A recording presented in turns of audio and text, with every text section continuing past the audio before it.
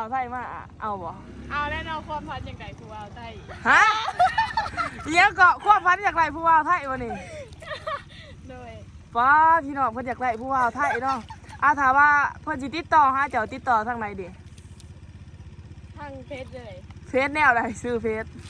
เพชรไม้แก้วแล้วพี่น้องตัวไทยหรือตัวลาวโอ้เด้อพี่น้องนี่เนาะสบายดีสวัสดีพ่อแม่พี่น้องกราบทักทายสบายดี FC เบิร์ดสุภูทุกคนเด้อยินดีต้อนรับเข้าสู่ช่องน้องตายสาวดาวนะพี่น้องมื้อนี้น้องตายก็จะพาไปเบิ่งท่านะพี่น้องท่าคอนกรีตบ้านนาทึ่นนะพี่น้องบ้านนาทึ่นไปหาบ้านใดบ้านอันนั้นนอกบ้านเกียงหัวน้ำเมืองโคกเซโรนแข้งสารวัตรพี่น้องนะครับไปเบิ่งสาวๆเนาะเด่นน้ำพี่น้องว่าสิมีผู้สาวงามๆอยู่บ่เนาะแต่ว่าก็ต้องมีคนงามแน่พี่น้องเพราะว่าเด็กน้อยสมัยนี้เนาะมีคนงามๆได้ขึ้นไปก็ว่าสิมัดใจผู้บ่าวอยู่บ่เนาะพี่น้องก่อนไปรับส้มฝากก็ได้ก็แชร์ก็ติดตามเพื่อเป็นกำลังใจให้น้องตายเด้อไปพี่น้องพร้อมแล้วไปเบิ่งกันเด้อเนาะเพราะว่าน้องตายก็จะได้ขี่รถได้พี่น้องถ่ายต้องขอโทษขออภัยน้ำควงความกล่องสั้นนั่นเองเด้อนี่แล้วก็ท่านนี้เขาก็ว่าพอผู้สาวเด่นนำข้องเนาะแล้วสินี่วิวถ้าไปท่านั้นเนาะโอ้ผู้สาวเฮ็ดยังนี่ฮะพี่น้องผู้สาวเด่นนำข้องเพิ่นกระเคินเนาะไฟค่ะรู้ว่าใดพี่น้องบอลนี่ก็จะเป็นบอลที่วัยรุ่นหนุ่มสาวเนาะเข้ามาก็เด่นแท้นี่ถ้าหลวงตาจะไปพูดเนาะเดี๋ยวสิขี่รถไปเบิ่งด้วยเนาะอันนี้ก็เป็นข้องบ้านยังนี่บ้านนาทึ่นเนาะเดี๋ยวเขามาเบิ่งผู้สาวโอ้มีแท่นเหรอวะนี่โสดวะโอ้เจ้าซื้อจะได้เจ้าซื้อไหมบ้านหาดูโอ้บ้านหาดูว่าเด่นฮอดพี่บ่เธอบ้านนี่คือว่าเอาผู้บ่าวมานับบ่มีผู้บ่าววันนี้เอาคันมามีผู้บ่าวไทยติดต่อมาเดี๋ยวจะสิเอาบ่ครับไรบ่แต่ว่าผู้บ่าวไทยเพิ่นเปย์นะเอาแล้วเนาะเอาบ่แต่ว่าอายุผู้บ่าวไทยมาเอาบ่เอาแล้วเนาะความพันอย่างไรผู้บ่าวไทยฮะเลี้ยงเกาะความพันอยากไรผู้บ่าวไทยวะนี่ป้าพี่น้องเพิ่นอยากไล่ผู้บ่าวไทยเนาะถามว่าเพิ่นสิติดต่อหาเจ้าติดต่อทางไหนดิทางเพชรเลยเฟซแนวใดซื้อเพชรไม้แก้วแล้วพี่น้องตัวไทยหรือตัวลาวโอ้เด้อพี่น้องนี่เนาะเมืองผู้ดีเด้จ้ะผู้ดีซื้อจะไหนเนี่ยเจ้านี่โอ้มันเคินเนาะพี่น้องผู้ดีเด้จ้ะปิ้นมานี่เบิ่งจะซื้อจะไหนป้อมอ๋อพี่น้องนี่ผู้สาวลาวมีแต่แบบว่าผู้งามๆเนาะอายุเท่าไรเด้นี่โอ้17 ปีนะพี่น้องคือว่าดุนน้องเนาะซ้ำน้องแก้วนี่พี่น้องว้าท่านั่นกะไพ่หาผู้บ่าวอ่ะไหนเราพี่น้องโอ้แต่ว่าสิบห้านไปหรอกนี่เนาะ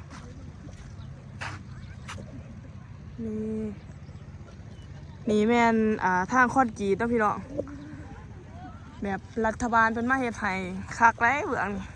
อยู่บ้านนาทึ่นเมืองโคก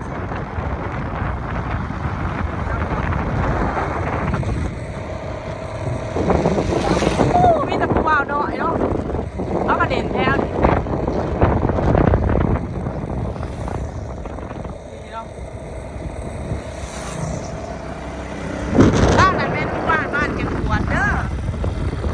บ้านแก่งขวด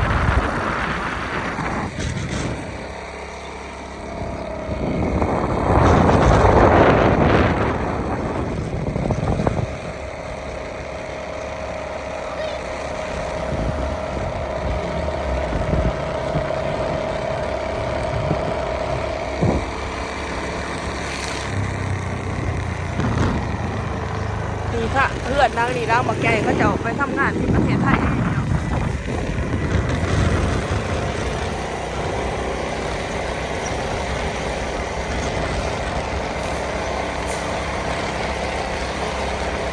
รั่วบางคนเขาจะก็ยังสิเอาใหม่เฮ็ดเอาแบบนี้เนาะรั่ว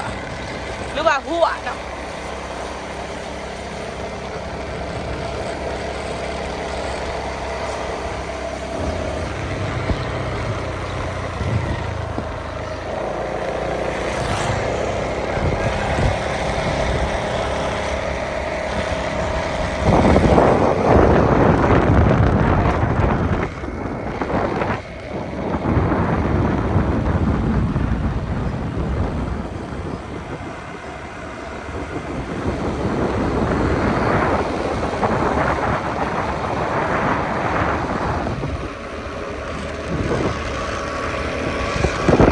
ของแถวนี่ก็งามขนาดพี่น้องเอ้ย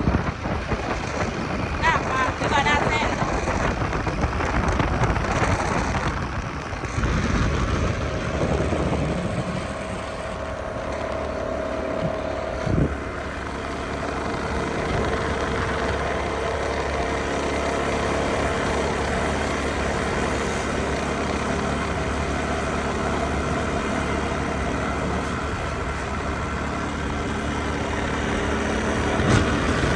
มันก็จะมีแบบบอลมันติดป้ายติดยางไหวเนาะพี่น้อง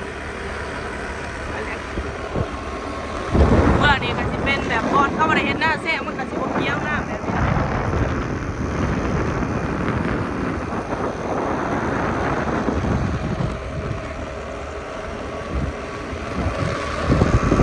ทางดีแม่นหน้าทางลัด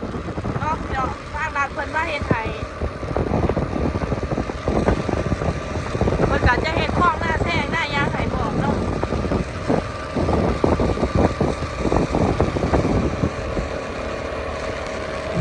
บ้านหน้าขึ้นบ้านจังหวัดเนาะพี่น้อง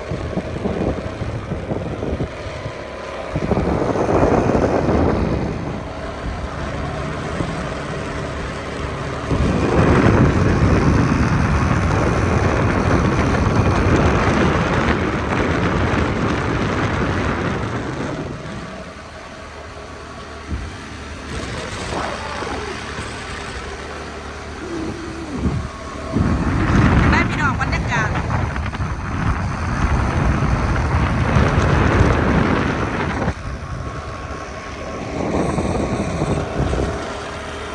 ลงใต้มาเฮ็ดเพื่อนโหมดแบบนี้นะฮะพี่น้องใส่หมวกแบบร้านอะไร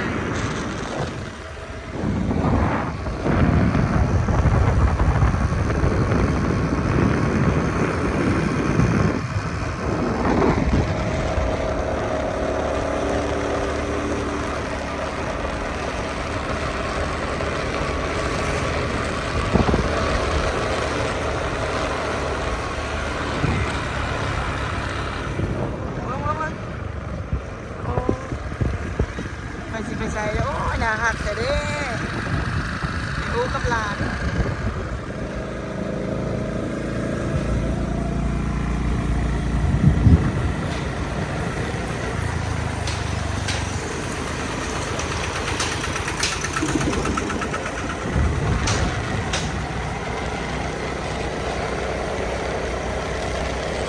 สำหรับอ่าสำหรับผู้ใดเนาะพี่น้องที่อยากมาเด่นบ้านน้องตายก็น้องตายยินดีต้อนรับเด้อเดี๋ยวน้องตายจะพาขี่รถส้มบรรยากาศเนาะตรงไหนตรงหน้าแบบนี้เด้อพี่น้องถามว่าผู้ใดอยากมาสัมผัสเนาะสามารถติดต่อมาหาน้องตายทางเฟซบุ๊กน้องตายสาวลาวเด้อน้องตายก็ยินดีต้อนรับทุกคนเนาะที่ว่าอยากมาเด่นบ้านเดี๋ยวน้องตายก็สิเลี้ยงเขาเลี้ยงน้ำดอกพี่น้องเอ้ย เลือดแทนที่จะรับน้ำหนักขี่ออกไปจังหน่อยก็จะพอทางเนาะพี่น้องทางถนนใหญ่เนาะ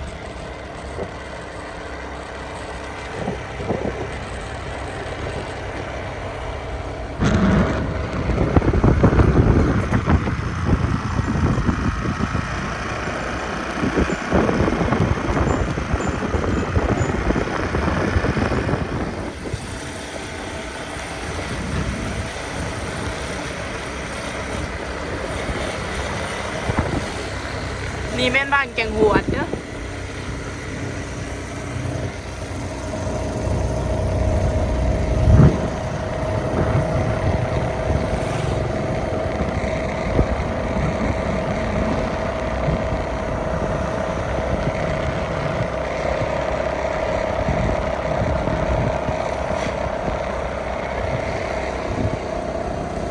เราพี่น้องออกมาเติบก็จะพอ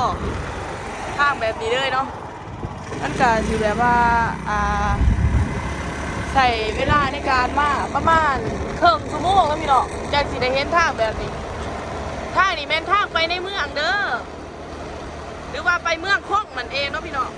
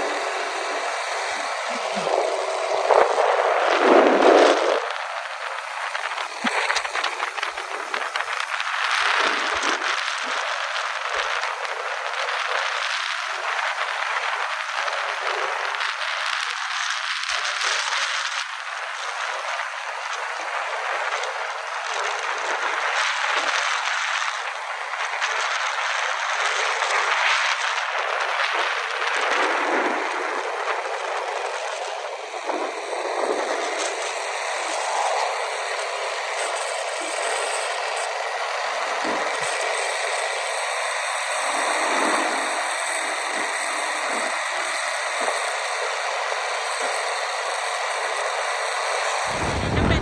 ตลาดเด้อพี่น้องตลาดเด้อ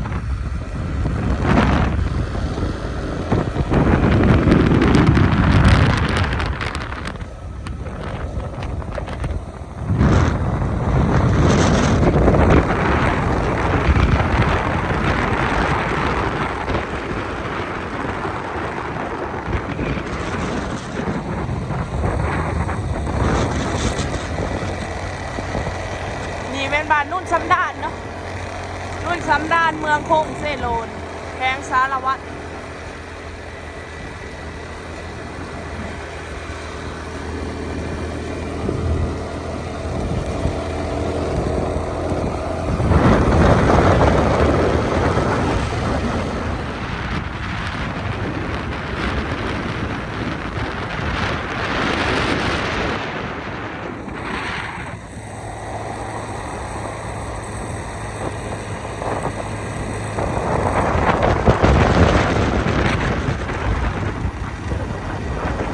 แล้วเนาะพี่น้องกับซิมีแต่ซัมนี่แหละเด้อมีแต่ว่าพอกันไปคลิปหน้าสำหรับคลิปนี้น้องตายขอจบเพียงซัมนี่ขอบใจขอบคุณที่เขามาหาส้มคลิปได้หลายเด้อฝากกด